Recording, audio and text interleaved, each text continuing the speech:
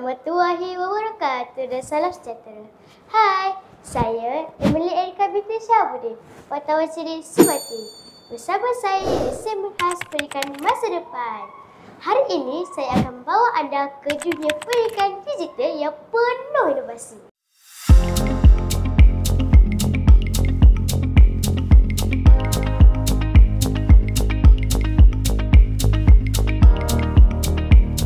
Dulu, murid hanya bergantung pada buku dan papan putih.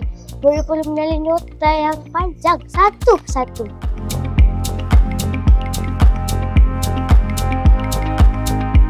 Kini, murid boleh mengakses ribuan input dalam satu tablet.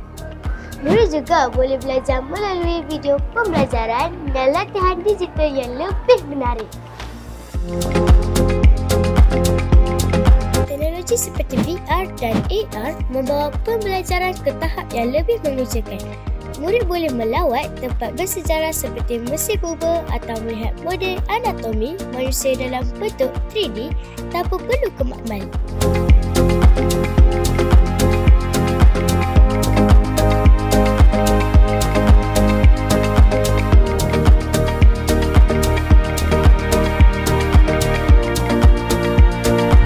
Sekolah di Malaysia semakin canggih dalam menggunakan bahan digital.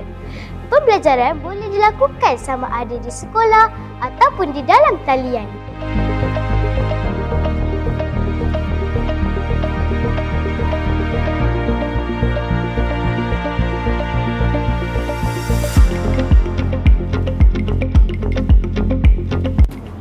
Bukan sahaja murid, guru juga dibantu oleh AI dan bahan digital yang menarik. Dengan teknologi, tiada apa yang mustahil. Saya, Emily Erika binti Syahabudin, wartawan pendidikan digital, melaporkan untuk generasi masa depan. Jumpa lagi!